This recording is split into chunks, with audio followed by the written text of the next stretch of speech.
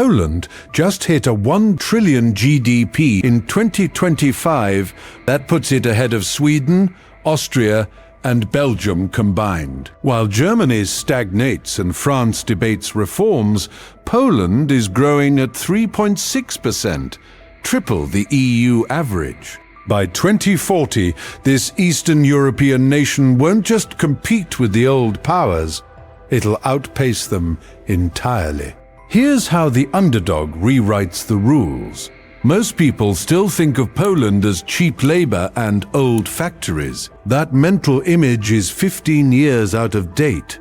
In 2025, Poland's economy crossed $1 trillion, a threshold that signals arrival on the global stage. To put that in perspective, Poland now outproduces entire Nordic nations that spent centuries building wealth.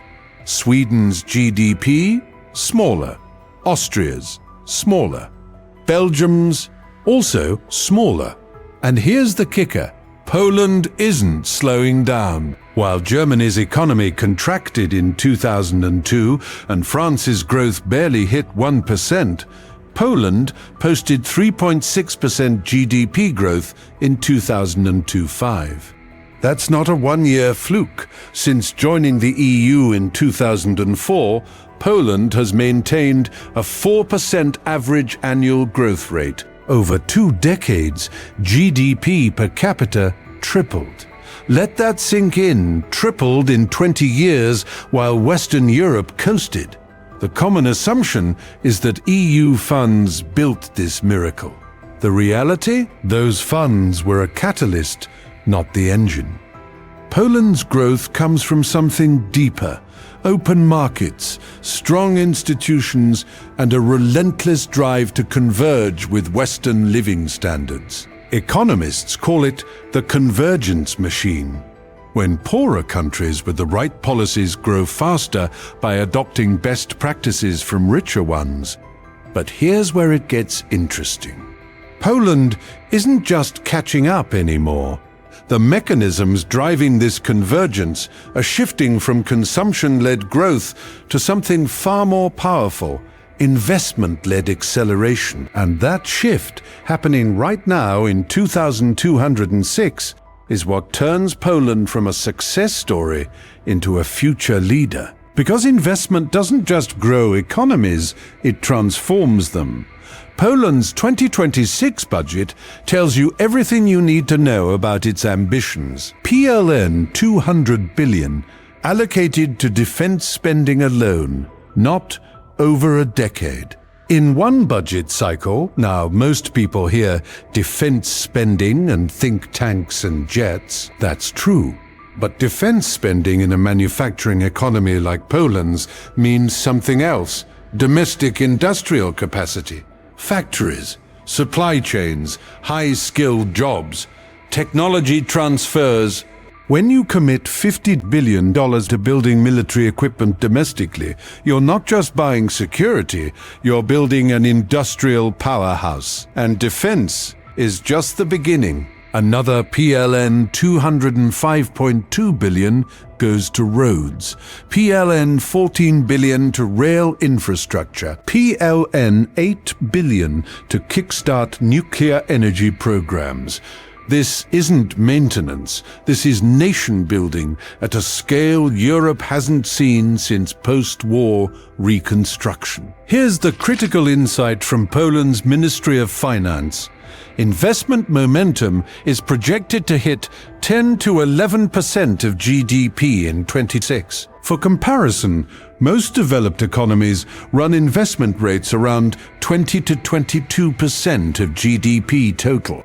Poland is pushing growth investment alone to half that baseline, meaning the country is deploying capital at a rate that compounds growth exponentially. But wait, where's all this money coming from? Not just government coffers. Poland is mobilizing domestic capital through new financial instruments, personal investment accounts, exchange-traded funds, innovation funds like PFR Deep Tech. The target?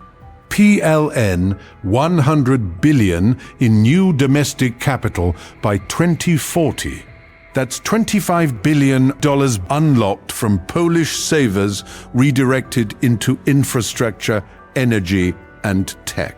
It's the financial equivalent of shifting an entire nation's savings from mattresses into growth engines. And this investment wave solves a problem that's crippled Southern Europe, the middle-income trap. When cheap labor economies mature, they either evolve into high-value producers or stagnate. Spain hit that wall in the 2000s. Poland is smashing through it with industrial policy, strategic spending, and capital mobilization. The Ministry of Finance calls this creating long-term opportunities for foreign and domestic capital.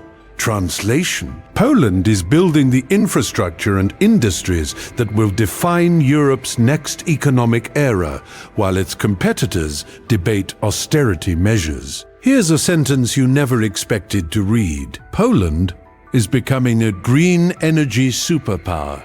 Yes, Poland, the EU's largest coal producer, the nation that still runs over half its electricity grid on fossil fuels. That Poland. But the transformation underway is staggering. Poland's energy policy until 2040, known as EPP 2040, commits the country to producing over 50% of its energy from zero-emission sources by 2040. Coal's share of electricity generation will drop to 56% or less by 2030 and keep falling. By 2030, the country plans to deploy 23 to 25 gigawatts of renewable energy capacity, more than double what existed in 2025. The centerpiece? Offshore wind. Poland is targeting 5.9 gigawatts of offshore wind capacity by 2030. By 2040, that climbs to 11 gigawatts, enough to power millions of homes. And, according to energy analysts at Ember, Poland could deliver double the renewables planned if it accelerates deployment. We're talking 100 gigawatts of renewable capacity instead of 50 to 60 gigawatts. Why does this matter beyond environmentalism? Energy is the foundation of industrial competitiveness. Countries with cheap, clean, reliable energy attract manufacturing. They win the electric vehicle supply chain. They dominate hydrogen production. They become export hubs for energy-intensive industries. Poland is positioning itself to do exactly that. The transition also requires a 90% reduction in emissions to meet EU climate commitments. That's not a burden. It's a forcing function. It compels Poland to leapfrog outdated energy infrastructure and build the grid of the future, while Germany and France struggle with aging nuclear plants and natural gas dependencies. And here's the geopolitical edge: energy independence. By 2040, Poland won't need Russian gas or Middle Eastern oil. Its grid will run on wind, nuclear, and renewables. That's not just an environmental win, it's strategic sovereignty. In a world where energy is leverage, Poland is cutting the strings. The underdog isn't just catching up on green energy, it's building the competitive advantage that will define the next industrial revolution. Now, every economic forecast for Europe hits the same wall: demographics. Aging populations mean fewer workers, lower productivity, collapsing tax bases, and ballooning healthcare costs. Poland is no exception. The old age dependency ratio, the number of retirees per working age adult, was around 20 in 2010. By 2040, it hits 40. That sounds catastrophic. But here's where Poland diverges from the rest of Europe. Foreign nationals already make up 7 to 8% of Poland's workforce. That share is rising rapidly, moving toward Western European levels. Unlike countries that debate immigration while their labor markets shrink, Poland is actively integrating foreign workers into critical sectors: construction, manufacturing, healthcare, logistics. Economist Michał Mik, who contributed to Poland's 1040 Foresight panel, put it bluntly: Poland's future growth will depend on how we care today for the education and physical and mental health of children and young people, both Polish and immigrant. Notice the framing: not Polish versus immigrant, Polish and immigrant. That's a policy mindset that treats immigration as a structural solution, not a political wedge issue. The strategy is twofold. First, import labor to fill immediate gaps. Second, invest heavily in education and health for the next generation, ensuring that today's children, regardless of origin, become tomorrow's productive workforce. This isn't charity. It's pragmatic economic planning. Compare that to Germany, where immigration debates paralyze policy, or Italy, where declining birth rates are met with hand-wringing instead of action. Poland is adapting while its competitors stall. And here's the compounding effect: younger immigrant populations have higher birth rates. Over time, that mitigates the demographic decline and rejuvenates the labor force. Poland isn't fighting the demographic wave, it's redirecting it. Mike warned that the consequences of failing this adaptation are enormous.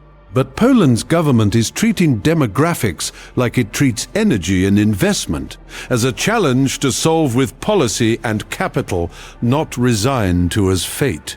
By 2040, while much of Europe struggles with shrinking workforces, Poland will have a diversified, educated labor pool capable of sustaining growth. That's not speculation. That's the plan already in motion.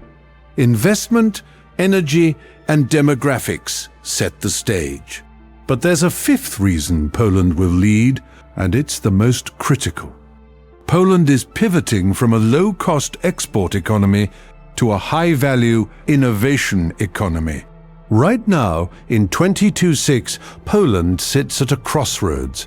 It can continue competing on cheap labor and basic manufacturing, the path Spain took, which led to stagnation. Or it can make the leap to high-tech, high-margin industries, the path South Korea took, which led to Samsung, Hyundai, and a GDP per capita rivaling Western Europe. Polish policymakers are betting on the South Korea model. The Ministry of Finance is explicit about this. The mobilization of PLN 100 billion in domestic capital isn't just for roads and wind farms, it's for innovation. Programs like the PFR Deep Tech Fund and Innovate Poland are funneling capital into startups, R&D, and technology sectors. The goal is to move Poland up the value chain, from assembling cars to designing electric drivetrains, from basic IT services to AI development. This is the Spanish trap versus the South Korea leap. Spain grew rapidly in the 1980s and 1990s, then hit a ceiling because it never developed high-value domestic industries. South Korea, starting from a similar place, invested relentlessly in education, technology, and capital markets, and became a global innovation leader. Poland is choosing the harder path. But it's the only path that leads to 2040 leadership. And the timing is perfect. Europe desperately needs a new growth engine. Germany's manufacturing model is aging out. France's tech ambitions are underfunded. Southern Europe is trapped in debt spirals. Into that vacuum, Poland is building the infrastructure, the energy base, the labor force, and now the innovation capacity to become Europe's next economic pole. Think about the convergence of all 5 reasons. Massive investment creates industrial capacity, green energy powers that industry cheaply and sustainably. Immigration solves the labor shortage. Innovation shifts the economy to high-value production. Each reason reinforces the others. This isn't one lucky break. It's a comprehensive, multi-decade strategy executing in real time. By 2040, Poland won't just be another European economy, it'll be the growth story of the continent, the nation that turned structural challenges into competitive advantages while everyone else debated. So yeah, 5 shocking reasons Poland will lead Europe by 2040.